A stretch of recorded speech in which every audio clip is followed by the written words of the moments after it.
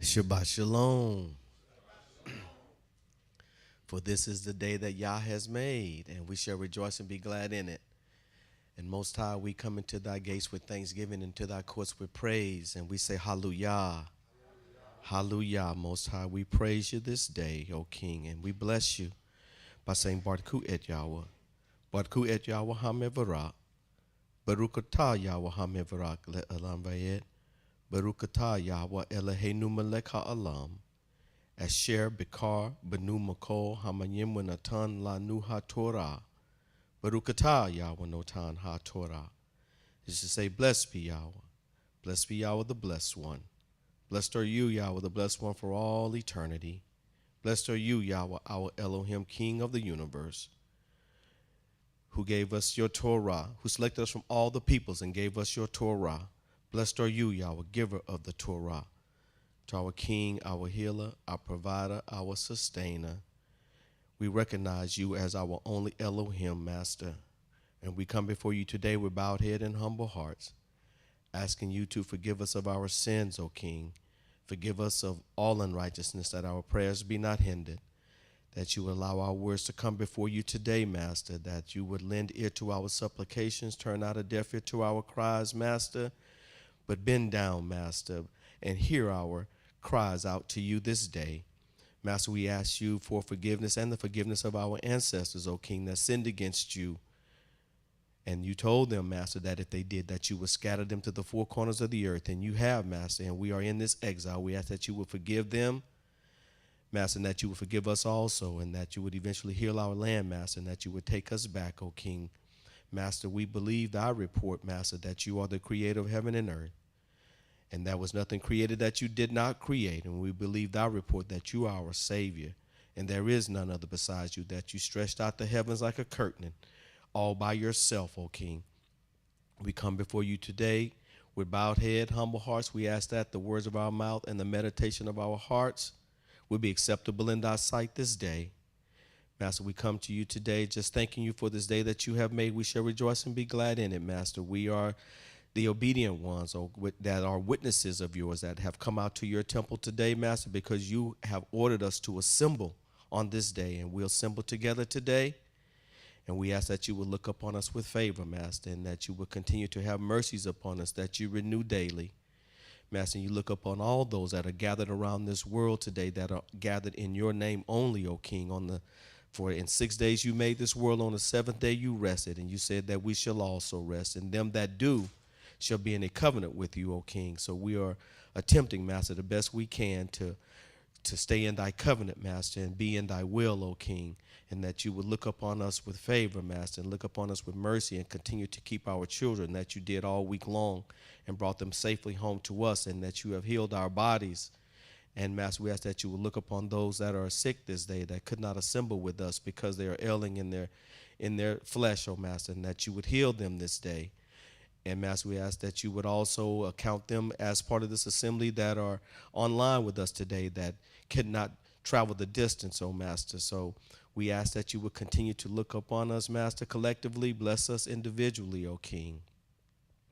We come before you today, Master. We just ask that you would hear our prayer, for we believe you, O King, that you said that them that humble themselves and cry out to you, Master, that you would remember them, O King, in that day, and that you would lift them up, and that you would take them back to the land, and they shall be your treasured possession.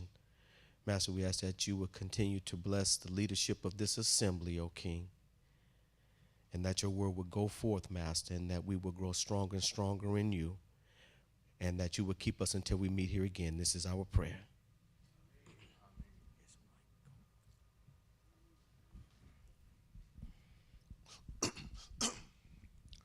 Shabbat shalom to everybody. We're going to read today from Tehillim, chapter number 98. That would be Psalms, chapter 98 and 99. Read along with me, would you? A psalm. Sing a new song to Yahweh, because he has done wonders. His right hand is set apart arm have won him victory. Yahweh has made known his victory, revealed his vindication in full view of the nations, remembered his grace and faithfulness to the house of Israel. All the ends of the earth have seen the victory of our El. Shout for joy, Yahweh. All the earth, break forth, sing for joy, sing praises. Sing praises to Yahweh with the lyre and with the lyre and with the melodious music, with trumpets and the sound of the shofar. Shout for joy before the King, Yahweh. Let the sea roar and everything in it, the world and those living in it. Let the floods clap their hands. Let the mountains sing together for joy before Yahweh, for he has come to judge the earth. He will judge the world rightly and the peoples fairly. Chapter 99. Yahweh is king, let the peoples tremble. He sits enthroned on the cherubim, let the earth shake. Yahweh is great in Zion. He is high above all the peoples. Let him praise your great and fearsome name. He is set apart. Mighty King who loves justice and established fairness, justice and righteousness in Yaakov. Exalt Yahweh our El. Prostrate yourselves at his footstool. He is set apart. Moshe and Aharon among his Kohanim, and Shemiel among those who call on his name. Call on Yahweh, and he answered them. He spoke to them in the column of the cloud. They kept his instructions and the law that he gave them. Yahweh our El, you answered them. To them you were a forgiving El. Although you took vengeance on their wrongdoings, exalt Yahweh our El. Bow down toward his set-apart mountain, for Yahweh our Elohim is set apart. Amen. You may be seated. It's always good to be here and assemble with those of you who continue to come and support the ministry with your physical being. Our master is awesome. There aren't any words that we really can find to express in our vocabulary how great, mighty, and powerful our Elohim really is. We are in the midst of something that, sad to say, that our world and the people of the Most High don't recognize and don't know. I was thinking this morning from the text, it says judgment must first begin at his house. But the world in itself is reeling and rocking under the judgment of the Most High. And the problem is they don't even know it. But I'm happy to be here today. Happy to be, as the mothers would say in the church, I'm here and I'm clothed. I'm clothed in my right mind. And I have strength in my body and activity of my limbs. And to all of you, I want to say to those of you that are viewing by stream, also please don't forget to make your contribution to the ministry to help us to continue the ministry here at First Tabernacle Fellowship. If it's blessing you, then bless the house that's feeding you. Text says that we are supposed to bless the ones who tread out the corn. Well, I was thinking also this morning about how the religious world takes that particular text and heaps that grain and all that goodness upon themselves.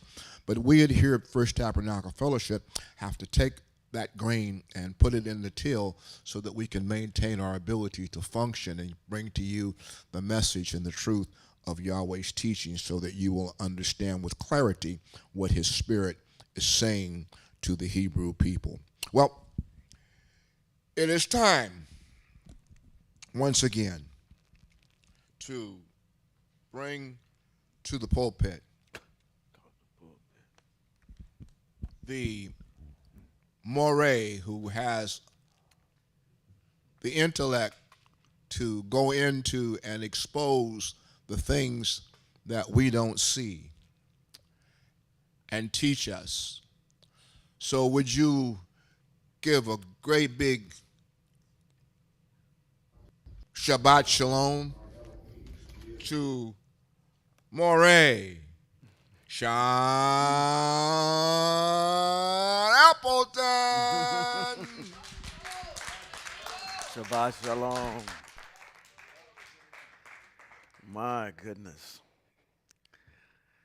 That's my mentor, the Honorable Robert B. Holman Jr. To the beneficent. We start out the same way every single time, don't we?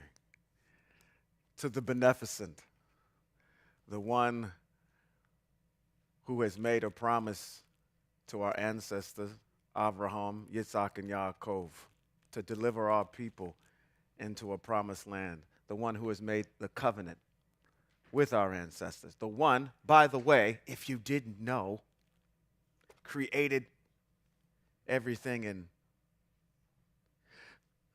6 days.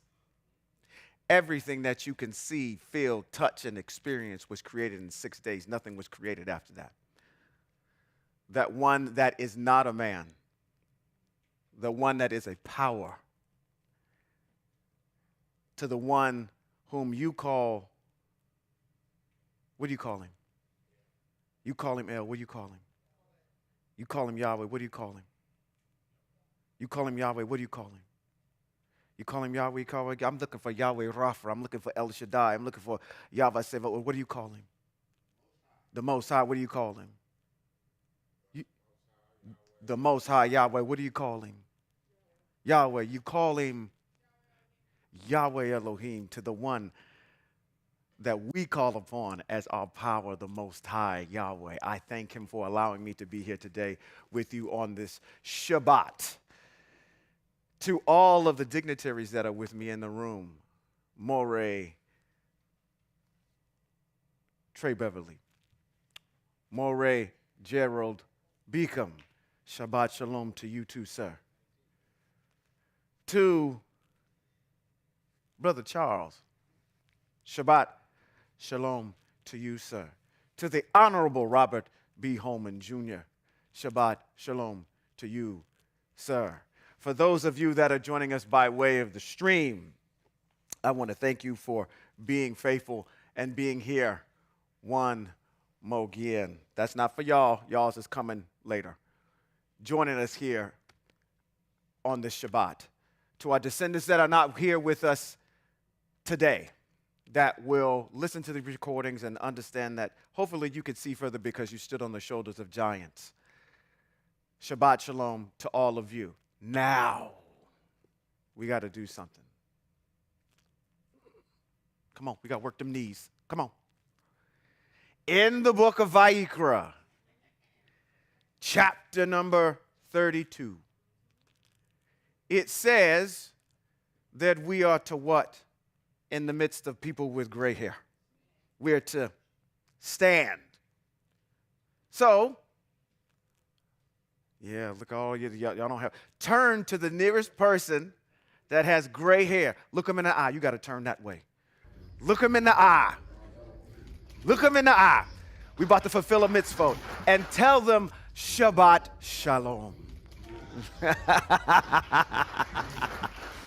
All right. For those of you that are joining me here today in this studio audience, now I usually pick for you. Do you guys want to be subterranean or you guys want to be subterranean? Which one do you want to be today? Who wants? Which side wants to be? You want to be subterranean over here? Okay. Do you want to go to the stratosphere?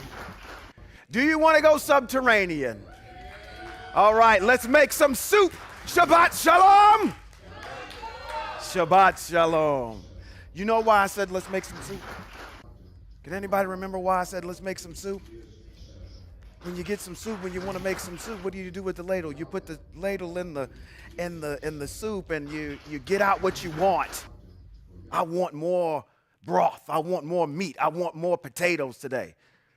Hopefully the Most High is going to give us something in this soup today, because I'm going to be all over the place today. All right? All right. So Shabbat Shalom to all of you. I kind of want to make it a point every time that I get up here now to make sure that we continue to keep our Moedims in front of us. What's our next Moedim that's coming up? Our next festival. What's coming up? Feast of Trumpets. It is in the 7th month on the 1st day. Okay? Keep that in mind. That's the next one that's getting ready to happen here as far as the Moedims are concerned. Keep that in the forefront of your mind, okay? Can we fulfill all of the Moedims in exile? No. We are simply practicing them, okay? So, next one coming up, Feast of Trumpets, Yom Teruah, all right? Very good. Now, we are going to do Devarim chapter number 7 and 8. But I need to go somewhere first. The Most High gave me something this week, and I want to actually have a little bit of a study hall with you guys first. I want to run this idea by all of you and see what you think. Okay? All right. I want to actually take you to a piece of text, and it is found in Bereshit. That is the book of what? Genesis. Chapter number 32. Let's go to Bereshit, chapter number 32. And what we have here, let's set the stage. Let's paint the picture. Yaakov is traveling with his family. He just got done doing these 20-some-odd years of work for Laban, and now he's traveling with his family, and he finds out that Big Bruh is coming after him, right? How many of y'all in here have family in here that y'all are in odds with? You got confrontations with, right? And now comes a time where you're going to have to deal with them face to face. Okay? We're setting the stage on what 32 is talking about. So Yaakov is traveling. He hears of his brother. His brother's got beef with him. And so we're going to take off on reading this particular piece. Now, in here, later on, we're going to see something that actually happens to Yaakov as we read this in context. The Most High and Yaakov actually have a confrontation in this text. Let's read it. We're going to go through it actually 3 times. First time, we're going to read it all the way through. Second time, I'm going to kind of read it again and look at it Hebraically. And then the third time, I'm going to do it, I'm going to run this ideation by you. I'm going to call it that for now until I actually tell you what I really think it is. Let's read it together. Let's go slow, okay? It says, early in the morning. Right? We know when the morning is, right? When we see light, but the sun hasn't come up yet. Early in the morning, Lavan got up, kissed his sons, daughters, and blessed them. Then Lavan left and returned to his own place. Yaakov went on his way, and the angels of Yahweh met him. It says, this is Yah's camp, and called the place Mahayim, 2 camps. Yaakov sent messengers ahead of him to whom? Esau, who is what to him? His brother. His twin brother.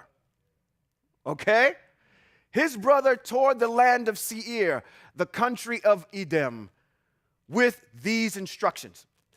It says, here is what I want you to say to my lord Esau. Your servant Yaakov says, I have been living with Lavan and have stayed until now.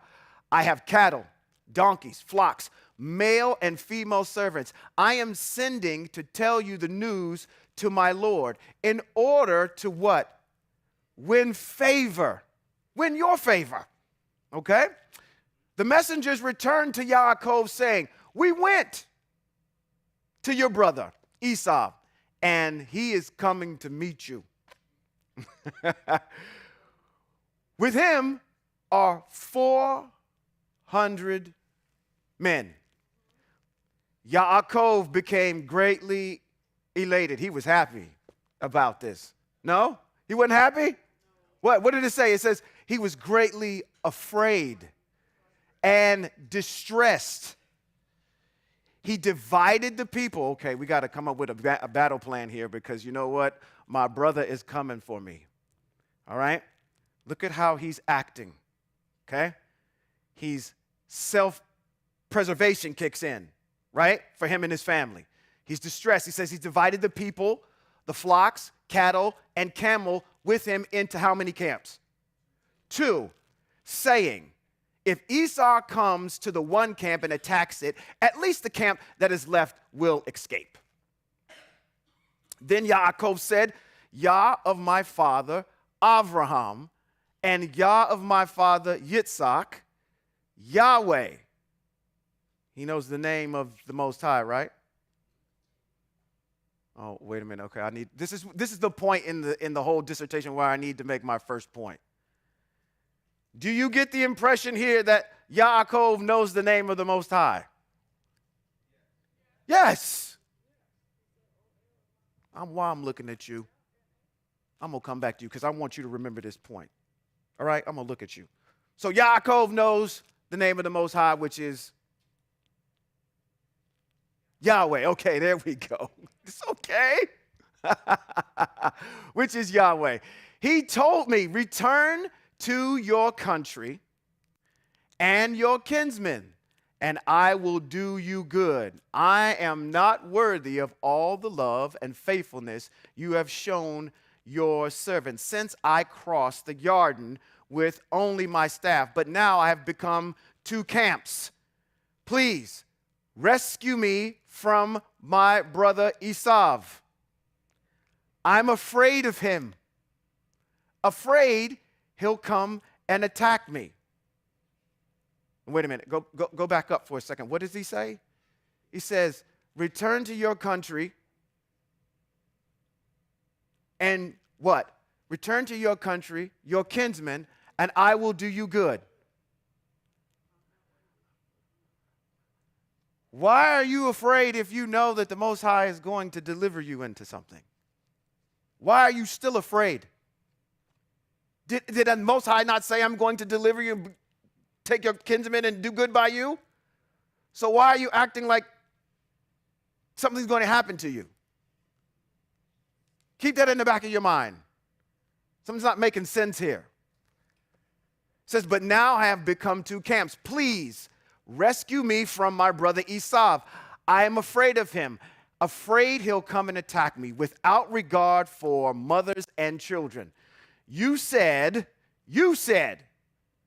I will certainly do good and make your descendants as numerous as the grains of sand by the sea, which you are so many they can't be none.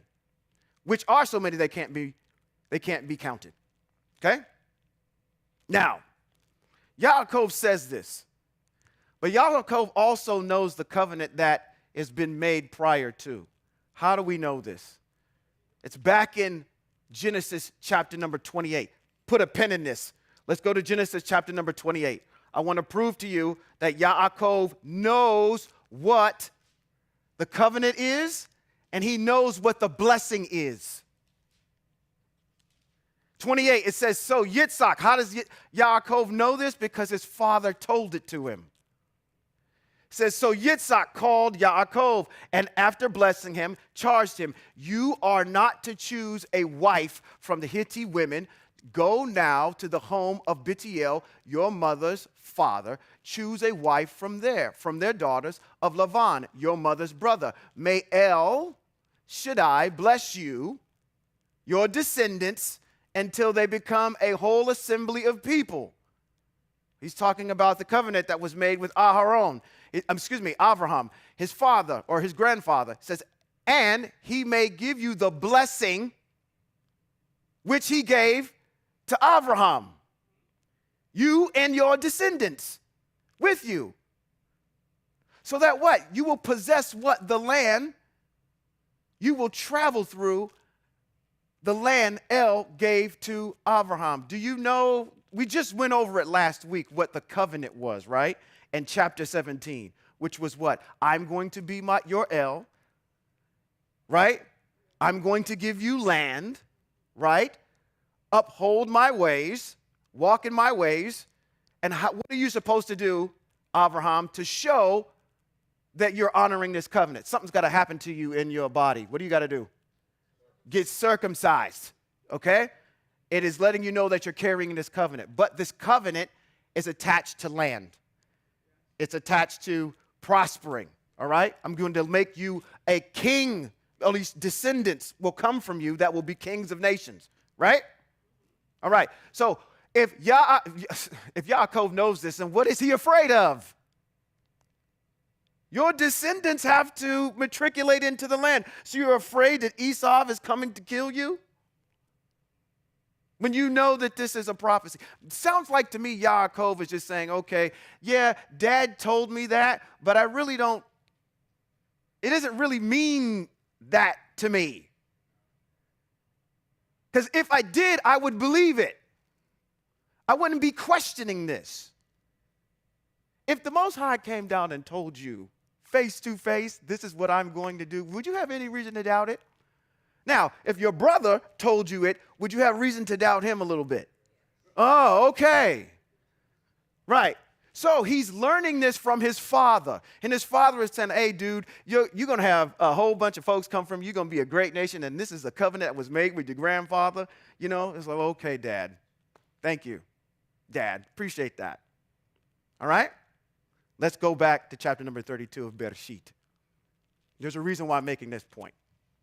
And again, this is a little study hall we're having here, okay? I'm bouncing this idea off of you. Hopefully you see it the way I'm looking at it. It says, he stayed there that night.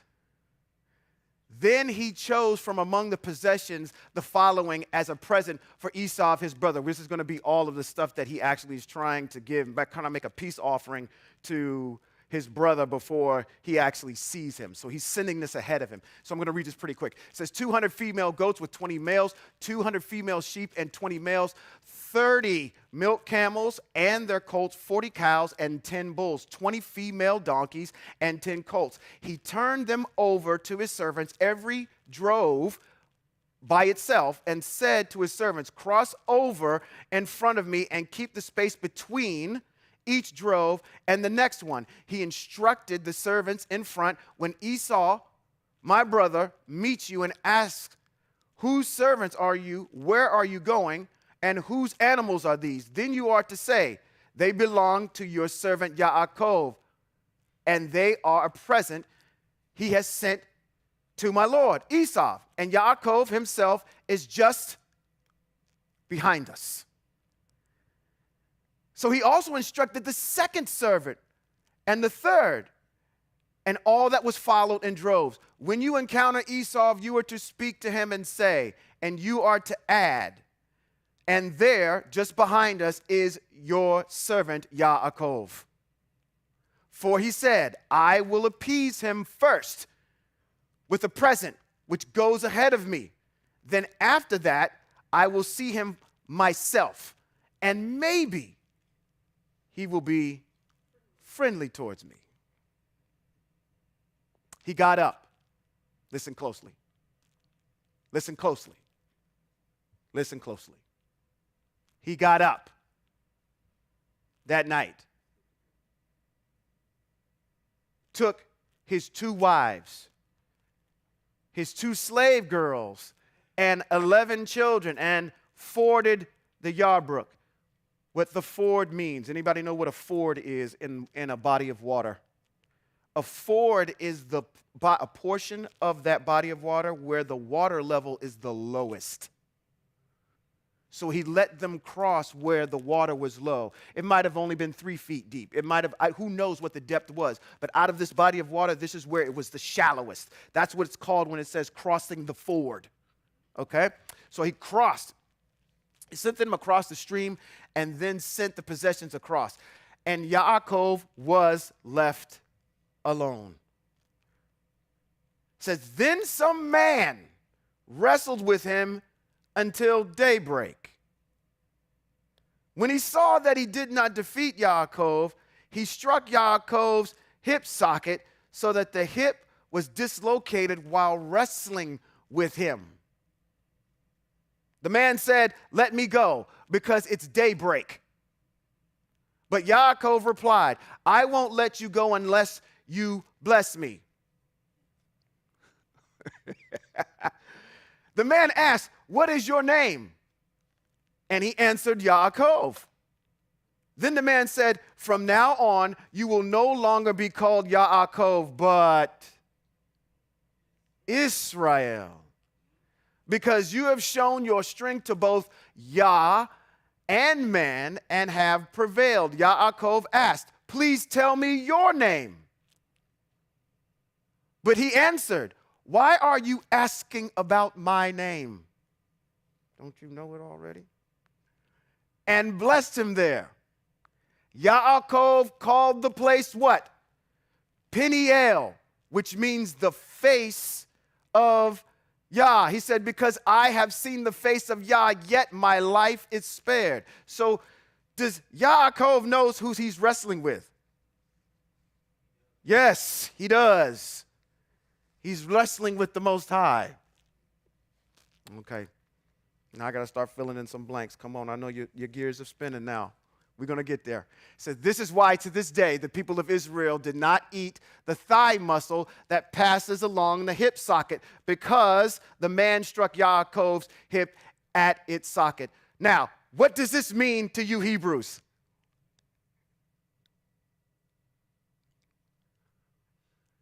Teach it. So wait a minute. Okay. I know my brother, I'm traveling, and I know my brother is coming out to get me. Okay, all right. So I'm going to make this scheme and divide up all of my stuff into different droves. So in case he comes and wipes out one of them, then one of them will survive. I'm going to cry out to the Most High for deliverance, because I'm afraid of my brother. And then the scene automatically cuts to now some dude comes up out of the blue and starts wrestling Yaakov all night long. And while they're wrestling all night long, he's telling him, he says, until he actually dislocates this Yaakov's hip, he says to him, I'm not letting go of you until you bless me. What questions are you asking yourself?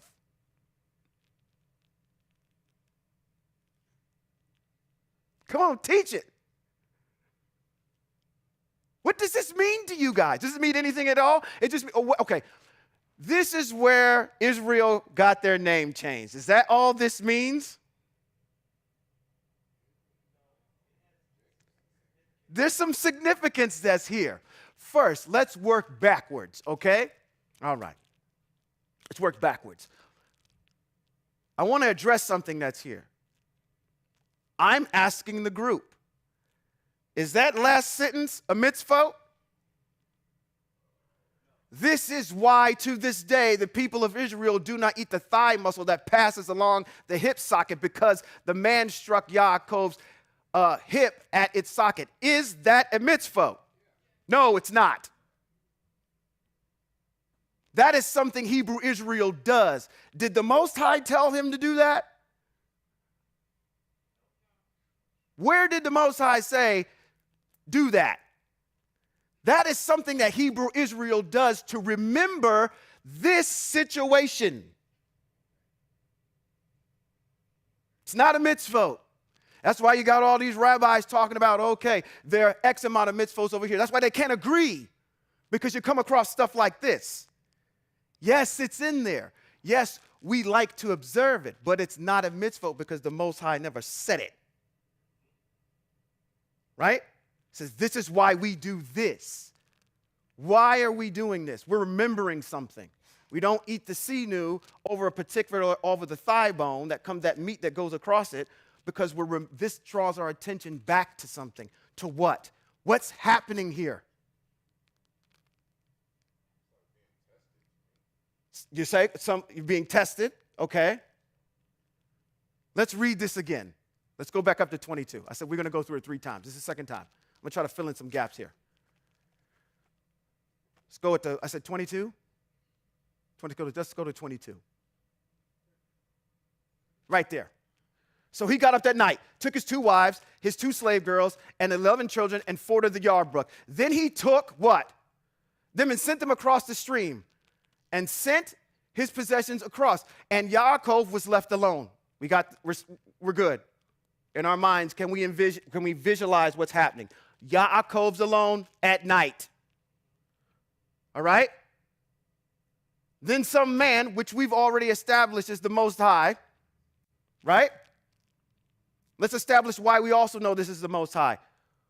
Because this person changed the name of Yaakov. Who changes the name of people in text as a precedent? The Most High. Who changed Abraham's name? The Most High, okay? Anytime the Most High does a name change, he does it himself, okay? All right. I don't want, okay, I need to stay out the Christendom. Keep that out. I don't want to cloudy this. Let's keep going.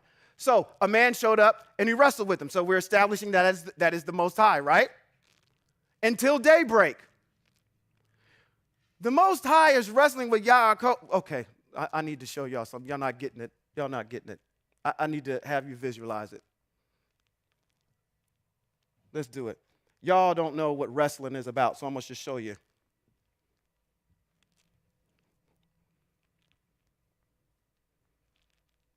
This is the Most High and Yaakov.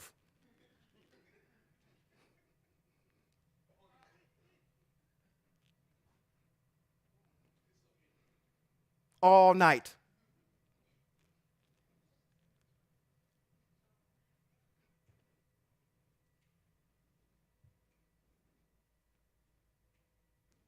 You see what's happening?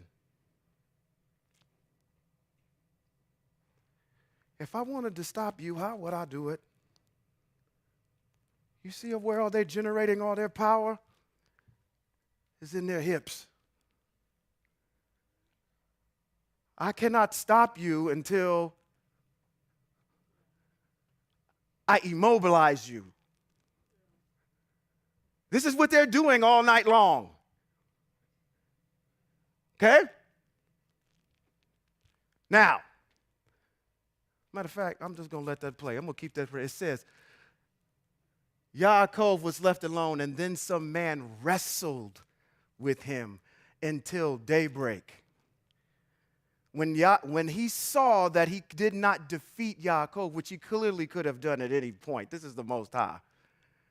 He says, at a specific time, when day was getting ready to start, he said, he saw him and he didn't defeat Yaakov, so he struck his hip socket so he would stop fighting him.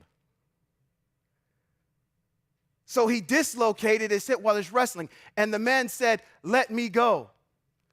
He says, I'm not going to let you go. I'm not letting you go until you what? Bless me. If you know that's the Most High, right? Then you know what the blessing is. I just told you what it was. We just read it in chapter number 28. The blessing is what? Land.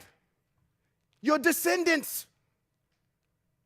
Matter of fact, Most High, I've heard this from my father Yaakov. Most High, I've heard this from everybody else, but I haven't heard it come out your voice yet. I haven't heard it from you. So I'm not letting it go until you what? Tell me the blessing out of your own mouth. I want to hear it. And I'm not going to let you go until you do it. But I can't do that, Yaakov, because you're fighting me. Do you see a prophecy here? Yaakov is whom? His name gets changed to Israel. Israel, I can't bless you because you keep fighting me. You won't stop. The new day is coming. The Messianic era is coming. And you will fight me. And I have to demobilize you so you do what? Stop fighting me and focus on me. when you do that, then I can bless you. This is a prophecy, not just some mere issue saying, okay, this is where he's got his name changed. It's a reminder that's connected to something that we do to say, okay, every time I eat, and I eat a lot, this particular part of the meat should draw my attention back to this issue that says what? We are to keep our focus on the Most High because we need not to fight him. But we can't, as long as we fight him like our ancestor did, then we will never get blessed. Right? So this is what the Most High says. Since you want to hear it out of my mouth, Yaakov, it's better that I can show you better than I can tell you. So we're going to wrestle all night long to let you know what your descendants are going to be doing with me. Matter of fact, we won't even call you Yaakov anymore. We'll call you Israel. Because that's what your descendants are going to do. Fight me. And they're going to keep fighting me until a particular time.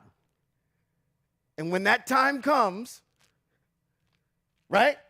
When that time comes, which is the new day, daybreak is coming, Israel. Oh, look at this. Am I,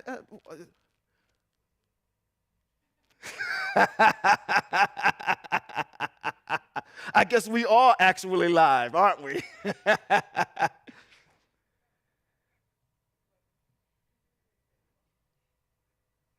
But you see what that is? It's just, when you look at it Hebraically, it means something totally different. It's speaking about a prophecy about your people. And he shows Yaakov not only audibly when he blesses him and he tells him, he's actually doing something with him to show you this is what's going to happen. He's getting it from the horse's mouth direct. That is why you need to have some faith in me, because I'm telling you, why would I go through all of this and let you just fall by the wayside by your brother? If you need to hear from me, I'll tell you face to face what I'm going to do. So, to the El of Abraham, Yitzhak, and who showed himself to our ancestor Yaakov, showing him the prophecy, to that El, I say thank you for allowing us to see this. That's my postulation. Did that make sense? That makes sense? Okay. Those are some of the things that, again, when we draw these things out and we say, okay, is that a mitzvah? No, but it's something that's important that we need to see as we move forward.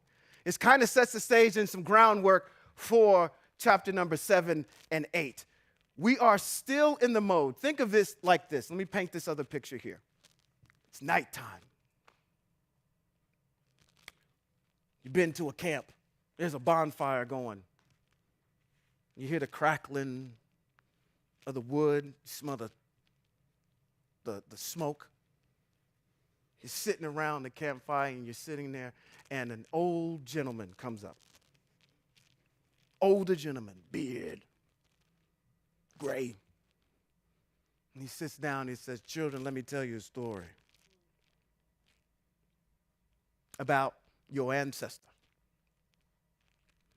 And while I'm telling you this story, this applies to you." Okay? Let's pick up with 7 and 8. 7, verse 1. We're in Devarim, by the way, which is the book of Deuteronomy. I should have said that. What chapter, verse are you in? Devarim, chapter number 7, verse 1. Deuteronomy. Who? Eye asher eye. The world's El. He's the El of the world? No, he's your El. Is going to bring you into a land where you will enter in order to take possession of it. And he will expel nations ahead of you. Those nations being the Hittite, the Geshuri, the Emori, the Kenini, the Pizari, the Hivi, and the Uvisi. There are 7 nations total. It says, they are bigger and they are stronger than all of you. When he does this, when YHWH hands them over to you and you defeat them, you are to do what? Destroy them completely. Do not make a covenant with them. Show them no mercy. Do not intermarry with them. Do not or don't give your daughter to his son, and don't take his daughter for your son. Mitzvot. Bing, bing, bing, bing, bing, bing, bing, bing, bing, bing, bing. Mitzvot should be going off, right? Father, the family has a role to play in that whole entire marriage piece, and there's mitzvot around that, okay? So how are you to govern yourself with that? It says, 4, he will turn your children away from following me. Oh, wait a minute.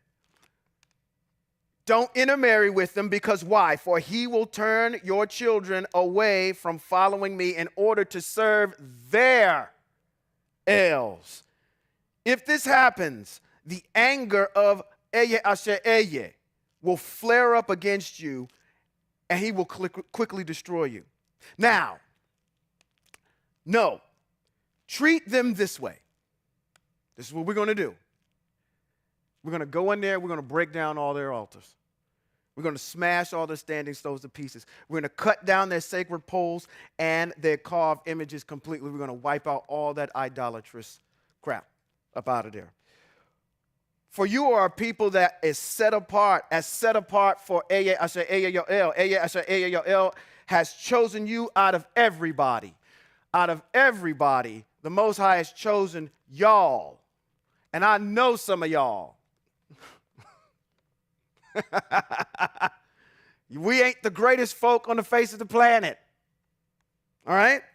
Has chosen you out of all the peoples on the face of the earth to be his own unique treasure. All right, I keep making these pit stops, but I'm going to do it anyway. What do you collect? Do you collect anything? You don't collect any pins, Cabbage Patch dolls. Nothing? Did anybody collect anything? What do you collect? You Harley Davidson shirts. Okay. Now, is there a Harley Davidson shirt that you collect this is the one? You can have all the rest of these Harley Davidson shirts except this one. You have one from Israel that's like that. They said the rest of these ones can go. So that one is your personal treasure. She said it's not in the package. It still smells fresh. It's your own personal treasure. It's something that you set aside that if the rest of these were to go, this one I got to keep. That's how you are to the Most High. Out of all the nations I've made, if I was to keep one of them, Hebrew Israel will be it. Okay? That's what he's saying here. So if out of all the nation he's chose you on the face of the earth, let's pick up in verse 7. He says, YHWH didn't see or didn't set his heart on you and chose you because you were numbered more than any other people, but on the contrary, you were the fewest out of all the peoples. Rather, it is because YHWH what? Loved you. And because he wanted to keep his, oath, which he had sworn to your ancestors, that YHWH brought you out with a strong hand and redeemed you from a life of slavery under the hand of Paro, the king of Mitzrayim. From this, you can know that YHWH is indeed El, the faithful El, who keeps his covenant and extends grace to those, those who love him. How do we show that the Most High we love him? By obeying and observing his commands. It's just that simple. You have an answer for that.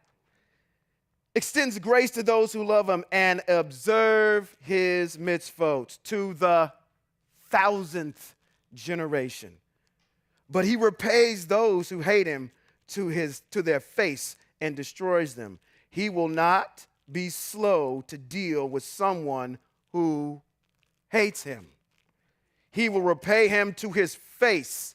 Therefore, you are to keep the mitzvot, law, and rulings, which I am giving you today to what? Obey them, because you are listening to these rulings, which you are to be, or these rulings, keeping and obeying them. YHWH will keep with you the covenant and mercy that he swore to your ancestors. We all know what that is, right? We know what the covenant is to Abraham. We know what the covenant is to Hebrew Israel. We went over there as what the Most High said at the base of Mount Horeb when he addressed them. And it's a continuation of an earlier covenant that was made to Abraham to say that I'm going to make many nations out of you. I'm going to deliver this particular people into a set-apart land for themselves as long as they just walk in my ways. Wowee. You know what? I'm going to take a sidebar real quick. I'm saying this, and I'm trying to be facetious. I hope nobody gets offended with this. Are there two kinds of black folk?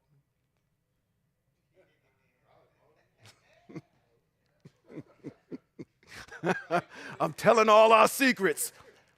There are two kinds of black folk. There are black folk, and then there's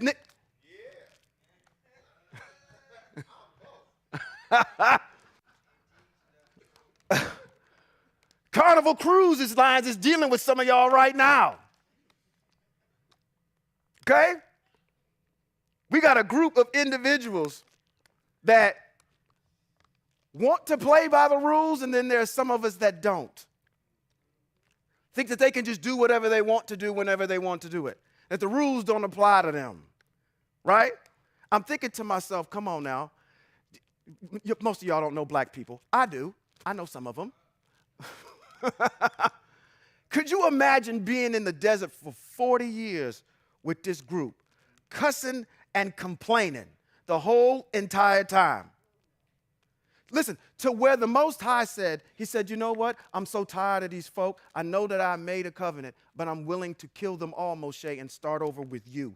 I'm willing to extend. I can have them out here for 40 years, but I'm willing to wait until another generation. How long did it take them in order to create this group of people in Mitzrayim? How long were they there? I'm willing to wait another 400 years if I got to build up another group and start it over with Moshe, because I'm so sick and tired of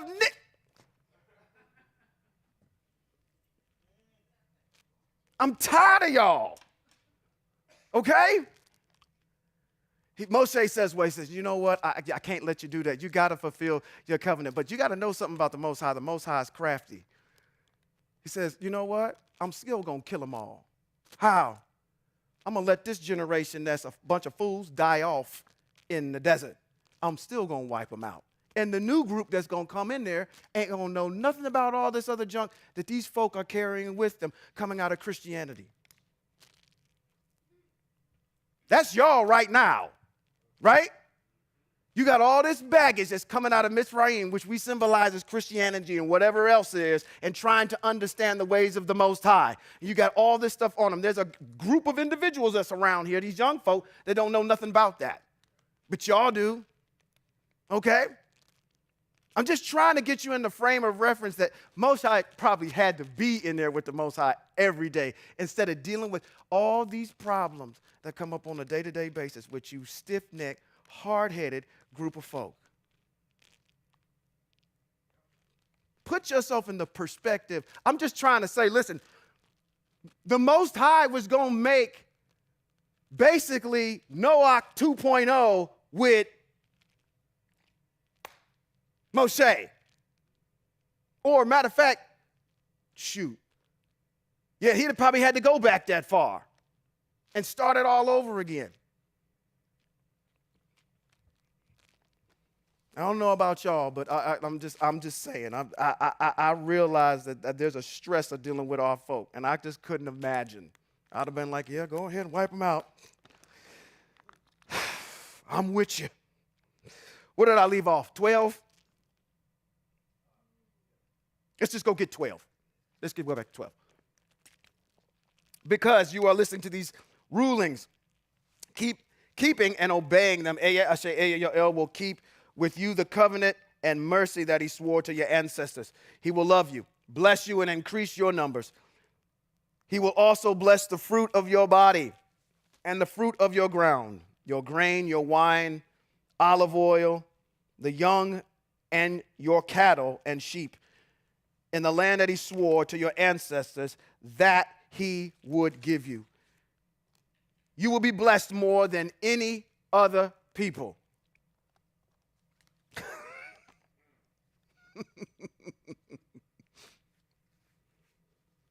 Okay, that didn't hit. It hit with somebody, but it just, listen, you will be blessed more than all other people. Why wouldn't you want to walk in that?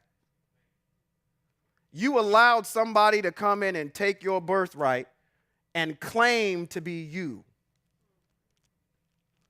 When the Most High said here, above all people, I'm going to bless you. There will not be a sterile male or female among you, and the same in your livestock. YHWH will remove some illness. Okay, sorry. Remove all illness from you. He will not afflict you with any of Egypt's diseases which you have known. Instead, he will lay them on those who hate you. You are to devour all the peoples that YHWH hands over to you. Show them no pity. You are to serve, and do not serve their elves, because that will become a trap for you. 16. I'm going to read this one more time. You are to devour all the peoples that YHWH hands over to you. You need me to draw you a schematic? No. Okay, that makes sense. Show them no pity. And do not serve their elves, because that will become a trap for you. Anywhere in our Hebrew writings has Jesus Christ come up yet? Has any other gods come up? Yes, they have. Molech and some other folks have come up. But this Jesus Christ person, we don't even know as Hebrews. But the Most High makes an emphatic statement here. He says, do not serve their elves. Okay? Because it'll be a trap for you. 17.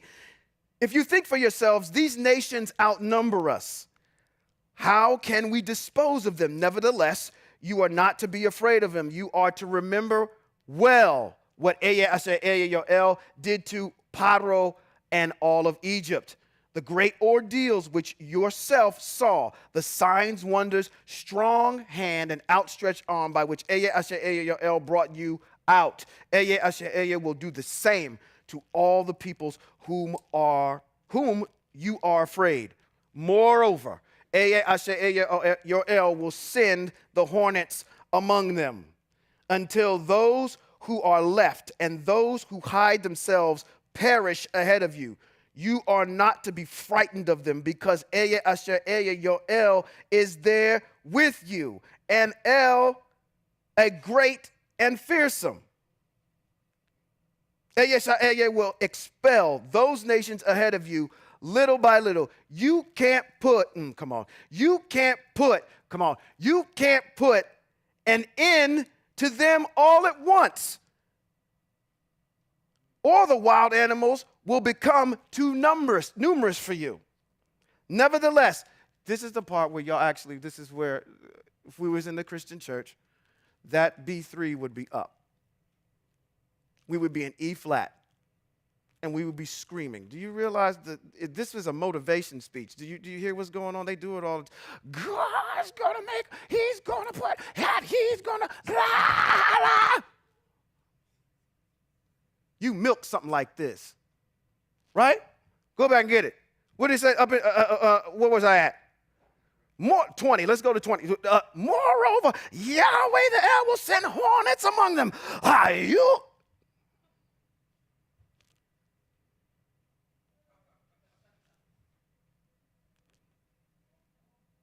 This is what your El will do for you. Okay, That didn't hit anyway. Let's go to 23. I was going to wait for it, but okay, it didn't come. Nevertheless, Yahweh will give them over to you, sending one disaster after another upon them until they have been destroyed. He will hand their kings over to you, and you will wipe out their name from under heaven. None of them will be able to stand against you until you have destroyed them. That sounds like the greatest country or nation on the face of the planet. That is the greatest nation that out of all nations, you have a Yah that will do this. I don't know what God y'all calling on over here in the United States, but he pretty much ain't getting it done for you.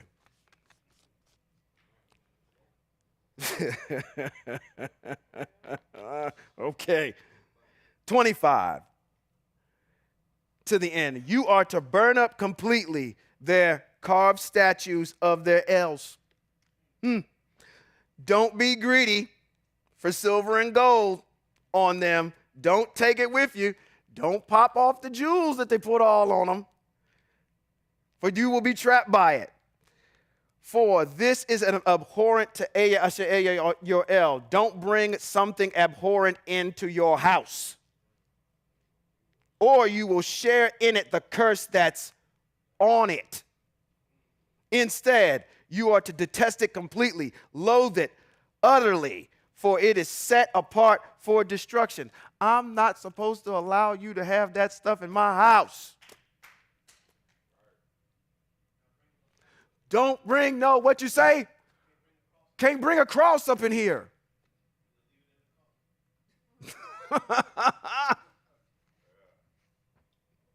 Okay? I know what's going to happen anyway. Right? We do this, and this is specific to the mitzvot that are germane to being in the land. Okay? All right? But we practice them while we're out. Okay?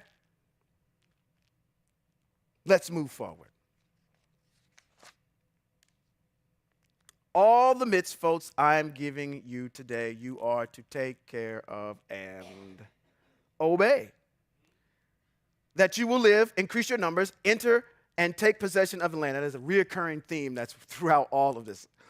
Yahweh swore about to your ancestors. You are to remember everything on the way in which Yahweh led you these 40 years in the desert, humbling and testing you in order that you know what was in your heart, whether it was to obey the mitzvot or not. He humbled you, allowing you to become hungry, and then fed you with man, which neither you nor your ancestors have ever known. They did not know what man was. They could only compare it to something. To make you understand that a person does not live, is this taught, this is preached like this in the Christian church? That a man doesn't eat by bread alone, but what? That every word that comes forth from the mouth of whom? From the mouth of Yahweh. The Most High is not going to speak blasphemy against his own self. Okay? You don't live by bread alone. That's right. That's right. But let's put it in its proper context. Verse 4 says, during these 40 years, the clothing you were wearing didn't grow old, and your feet didn't swell up. Think deeply about it. Yahweh was disciplining you, just as a man disciplines his child. So obey the mitzvot of Yahweh, living as he directs and fearing him. 7. For Yahweh is bringing you into a good land, a land with streams, springs, and water welling up from the depths in the valleys and on the hillsides. And wait a minute, hold on. I like painting pictures. I like telling stories. Let's go slow with this one because you got to see this, okay? See it in your mind. I know that you guys have seen something tranquil like this. Let's go slow. It says, for Yahweh, your El, is bringing you into a good land. Imagine it, a land with streams. Are you picturing it in your head? A land with streams, springs and water welling up from the depths of the valleys. It's like, you go to like Brazil and those indigenous areas, and they got this area where they got this big water hole in this clearing, and then you go down into the water hole, and it's a cave that's underneath the ground, these springs that are welling up with water. From the depths in the valleys and on the hillsides. It is a land of wheat. Can you picture it? And barley, grapevines, fig trees, and pomegranates. I'm thinking as I drive on my way out to Napa, I see all of that, what's being described here. And a land of olive oil and honey, a land where you will eat food in abundance. It's not going to cost you $10 for a carton of eggs, what they're complaining about, right? It says you're going to eat in abundance and lack nothing in it. A land where stones contain vibranium. Wait a minute. See, okay, thank you, somebody. Jiminy Christmas. Wakanda forever, my gosh. It says a land where you will eat in abundance, lacking nothing, and a land where the stones contain iron and the hills can be mined for copper, so that you will eat and be satisfied, and you will bless YHWH for the good land he is giving to you. Gave it all up. How do you get rich? Real estate. You have all of these resources you are sitting on. Gave it all up. Be careful not to forget YHWH by not obeying his mitzvot, rulings and regulations that I'm giving you today. My goodness. Came out of Mitzrayim. Who was I talking to? Came out of Mitzrayim. Moshe left them for a couple minutes, and here they are already making a golden calf. You just watched the Most High do all of these plagues and destroy a nation and cripple it. Could you imagine being in the United States right now and just sitting back with a big tub of buttered popcorn and a half-eaten turkey leg looking out your window, and you're protected while you're in Goshen, and the United States is crumbling around you? You see all these plagues, but they don't affect any of y'all.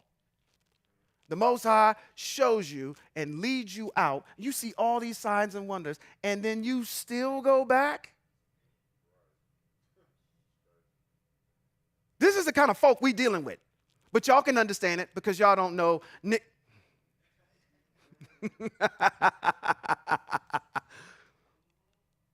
I guess a tiger don't change his stripes.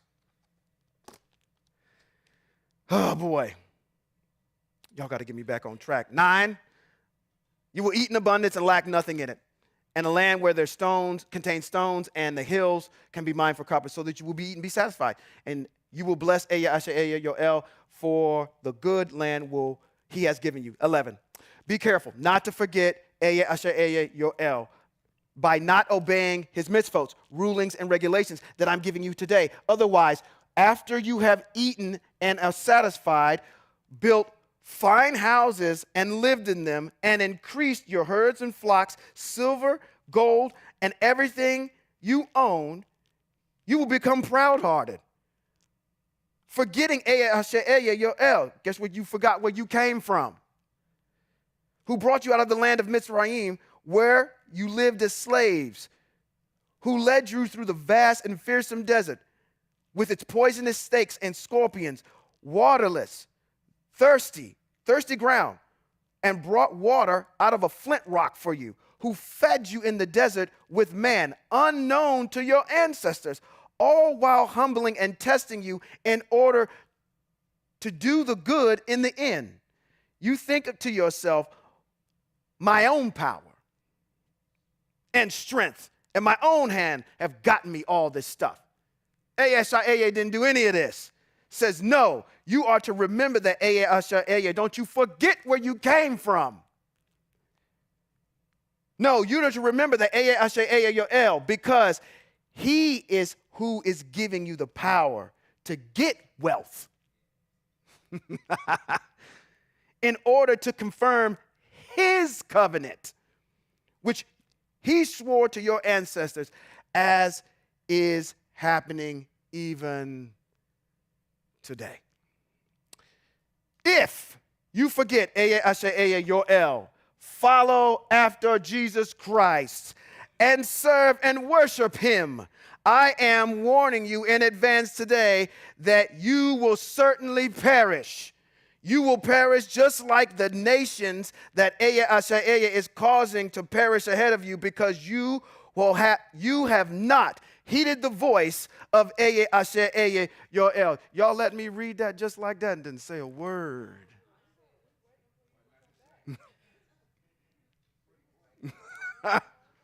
Because maybe you needed to hear it the way that it needed to be read, because you'd have a disconnection with it because it just says other gods. You can't sit there and say that you believe in the Most High that's created everything in 6 days and then turn around, read through all of our texts, and then get over to the New Testament and say, this is the new. No. We don't do that. That read correctly. 19, if you forget YHWH and follow after Jesus Christ and serve and worship him, I am warning you in advance today, you will certainly perish. You can substitute Jesus Christ out of there for Tammuz. You can substitute Jesus Christ out of there for Horus. You can substitute Jesus Christ out of there for Dionysus. You can substitute Jesus Christ out of there for whatever else. That is specific. Els, plural. Okay? You do that, and you will certainly perish. That ends. What? Oh, come on. What was you? That's true.